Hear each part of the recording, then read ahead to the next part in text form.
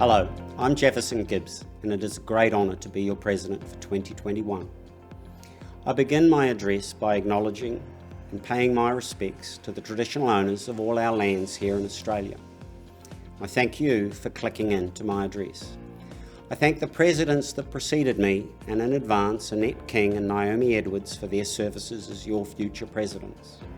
I hold myself a debtor to this profession. It has been the bedrock of a fantastic life for me and my family. It has given me a valued career, financial security and a sense of purpose. A sense of purpose that I will bring to the role as your President in 2021. Through this address and my years as President, I'll focus on the importance of creating and supporting the careers of actuaries. I am occupied by the expansion of our professionals beyond traditional areas into our emerging fields. Let's call them our frontiers. I've structured my address into a number of parts. 2021, our upcoming plans and our strategy reset. 2035 and the future of our profession. And my role in playing a voice for your opportunity. My written address also covers and acknowledges the fantastic work done in responding to COVID-19. I'd like, though, to start by focusing on the year ahead and our specific activities of deep meaning for your future lives as members of our profession. The next steps in our education strategy, regulatory reform, and the newly established Young Actuaries Advisory Board. We deliver world-leading actuarial education, and we're committed to continuing that. Since 2016, we have been offering additional pathways to qualification alongside a modernisation of our delivery and material. From semester 2 2021, students have had access to fellowship level that will offer a new data analytics pathway to qualification. This is a great step in the evolution of our profession. In 2020, we introduced a new subject that teaches communication, modelling and professionalism skills. In my preparation for this year, I spoke to a number of industry leaders that work with us. I asked, how could we increase our value? The universal answer was to lift our ability to listen and communicate effectively. As with all our education efforts, I hope the CMP course is seen by members as a valued part of their communication development. We have introduced a number of new subjects, and the structure of fellowship subjects has changed. Students now take 2 principles-based subjects before specialising in an application subject, and that subject gives them a solid understanding of core principles in the underlying actuarial methods. The final subject provides the practice-ready skills. As at the end of 2020, we have introduced 6 new subjects, including the new Data Analytics Principles subject delivered by the accredited universities. This year, we will introduce Evaluation and Pricing and Portfolio and Analytics subject covering general insurance and health. In semester 2, we will introduce the investment subject and, with much excitement, a new data analytics application subject. General insurance reserving and ERM are planned for 2022, and we're investigating the development of a banking subject. Feedback from students, fellows and employers has so far been extremely positive. These new pathways are crucial to the ongoing delivery of careers and the expansion of our frontiers. I now turn to regulatory reform and the importance of speaking up. The Hayne Royal Commission dominated many boardrooms and workplaces across 2019. Topics of trust, social licence and consumer confidence were front and centre of our minds. The professional reputation of actuaries for objectivity and honesty and independence gives a great platform for actuaries to be involved in the response to the Commission and in the steps laid out in the Australian Government Treasury's roadmap. I take you back to the 2019 Actuary Summit at which John Lonsdale, Deputy Chairman of APRA, called us to action. He said, "Actuaries must learn to find the story behind the raw numbers and then have the courage to speak up." There is a great gift to us in his advice. So I ask you, whatever your role, find the story behind the numbers and have the courage and build the skills to speak up.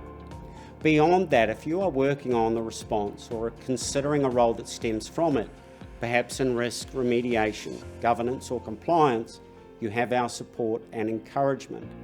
These roles are an important part of the expanding frontier of our work, and I thank you for taking the opportunity. Across 2019 and 2020, Council was busy at work initiating a new forum for our young and new members, the Young Actuaries Advisory Board, or as we call it, the YAB.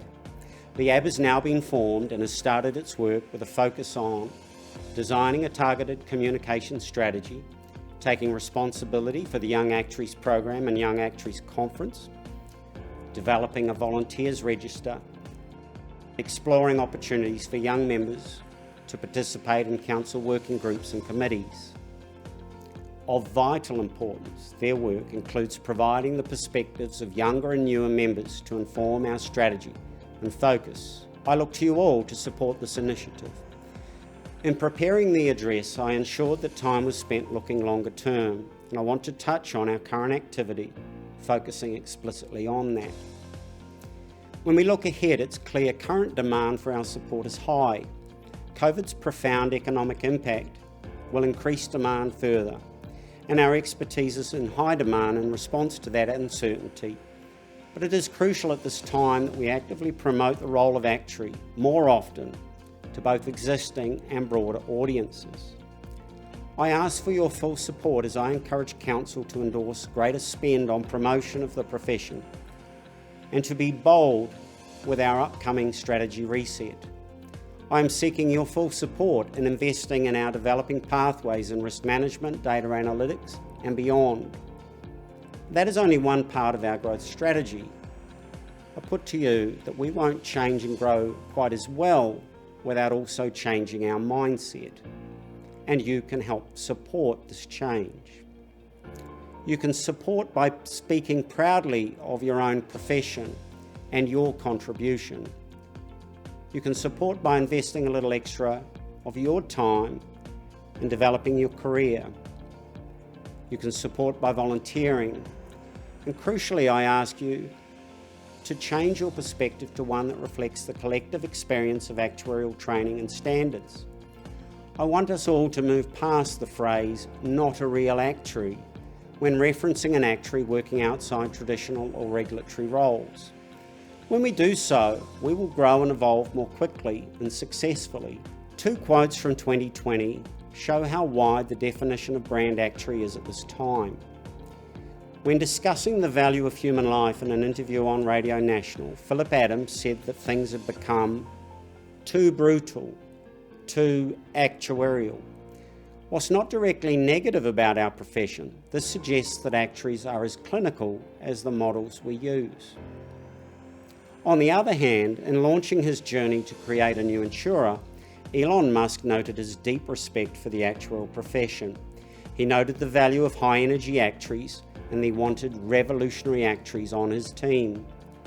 This quote is directly positive, with associations of value, energy, and modernisation. I put to members that this is our brand, and our future is tightly linked to it. We must own this narrative and guide our brand development more carefully and explicitly to support members in our strategy. In turn, that means bringing new skills into our environment. Looking further ahead, I want to say a few things about Horizon Scan 2035 and our upcoming strategy reset. Late in 2020, we formed a task force to create a 2035 Horizon Scan. This picks up from a similar study in 2006. This is an invaluable opportunity for you to tell your governing body what is on your mind and to help form current and future strategies. Please take the time to share your thoughts with us. The second major activity to be completed in 2021 is the reset of our strategy. Over recent times, our pattern has been to reset the strategy every 3 years with a roll forward at interim years to inform the annual operational plan. And at the beginning of last year, we began that work, which will now reset our strategy to cover 2022 to 2024. Our new strategy will be informed by input from the Horizon Scan and other member engagement. We'll be advised by the new normals post-COVID to the extent they have emerged. We will focus on our value proposition to members and through members to business and society. We will re-examine our brand and promotion activities to create results of meaning to members and the Institute. Throughout my time on Council, I have been a voice for your opportunity, and this will be a guiding point for me in my year as President. I will focus on inclusivity and redefining what it means to be a real actuary. We will continue to drive public policy, build relationships, and build a bigger and better profession. We need to give a voice and opportunity to all. We need to respect and champion the work of all actuaries and not define ourselves by narrow definitions of traditional actuarial work. We are not immune to disruption, and we must continue expanding our frontier. Here's a little on how I see the situation. We are overweight in financial services. In Australia, it's about 9% of GDP, but let's turn that on its head. The 91% of our economy outside financial services is an untapped opportunity for our profession. My next observation is that there is not enough risk. Risk management is one of our greatest opportunities for growth, and it is wonderful to see more actuaries as CROs and risk managers within insurance companies and within banking, and that growth has been steady. Now it's time for us all to get together and drive it faster and further, and to retain our connection with our trailblazers. We can do more to project our value and expertise in risk management. The words insurance, superannuation and actuaries go hand in hand. We need to create that same word association with risk management. We should aspire to a future where every major organisation employs a risk actuary, and they do so because of the outstanding reputation of actuaries in that field. To me, this is unfinished business and exceptionally important. The legal and accounting professions offer their members and students career pathways into a broad range of industries. Risk management and data analytics are platforms that give us that same opportunity. Ultimately, it is up to us to define who a real actuary is and what they do. So I suggest that along the journey, we need to create and repeat a positive and consistent message, to define the brand associations we want, and to create the sub-brands that we need. This matters to me, as we miss being involved in so many enterprises of deep purpose. And those enterprises are missing out on the value and insight that actuaries invariably bring to the table. The Institute has been steadily building the tools to allow us to design and track explicit targets of success in these areas. The challenge to us all is whether we have the capacity as individuals and collectively to allow ourselves to change. Crucially, this includes our connection with members in broader fields. For all of us, this is a personal challenge, and I'm not talking here about some abstract institutional task. So I put a number of questions to you. Will you accept and promote a broader definition of an actuarial career? Will you embrace as your equal and ally an actuary who has never spent a day in financial services? Will you facilitate the funding of promotion designed to embed a broader view of actuaries? Will you entertain cross-subsidy from your established areas into our emerging fields? Will you front up and deliver the things that you can do to support the expansion of our frontiers? Ultimately, will you support me in establishing a broader definition of real actuary so that we can expand our frontiers? I look forward to hearing what you think.